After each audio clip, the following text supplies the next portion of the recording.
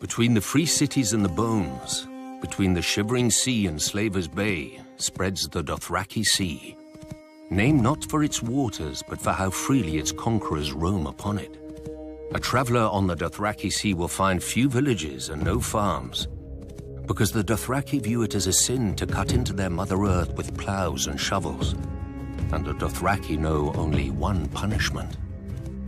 The closest the Dothraki approach to civilization is Vaes Dothrak, though to outsiders it doesn't look like a city.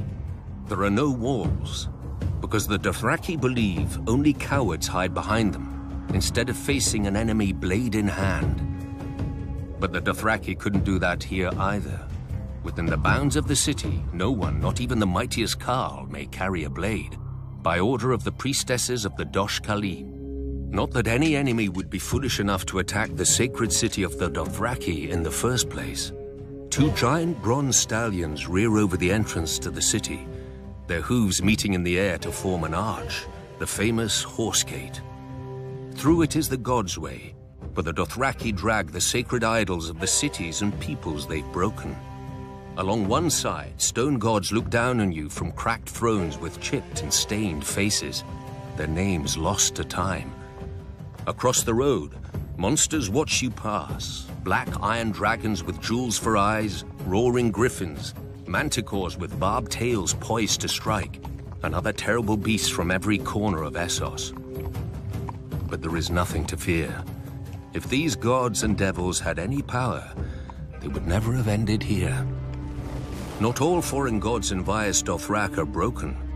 In the famous eastern and western markets, merchants worship their god of trade with the sufferance of the Dothraki, who themselves don't understand buying and selling.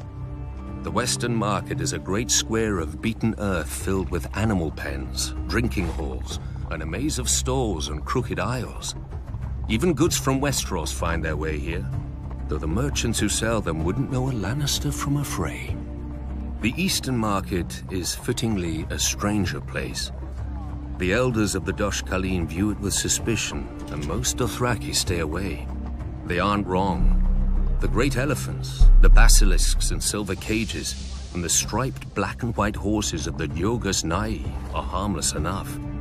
But I can see how the elders wouldn't want their younger members to see the warrior maids of Hir Kun, who wear iron rings in their nipples and rubies in their cheeks, or listen to the Shadow Men, who cover their bodies with tattoos and hide their faces behind masks and whisper dark secrets for a price.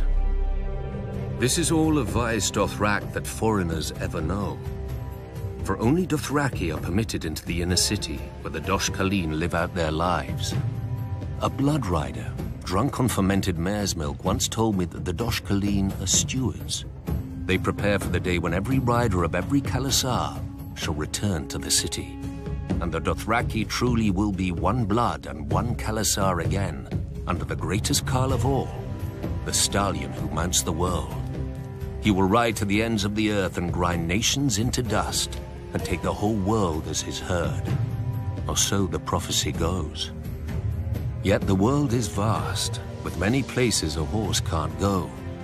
The stallion who mounts the world couldn't rear above a mountain range, or leap across the sea. Still, the world has been conquered before, just not with stallions.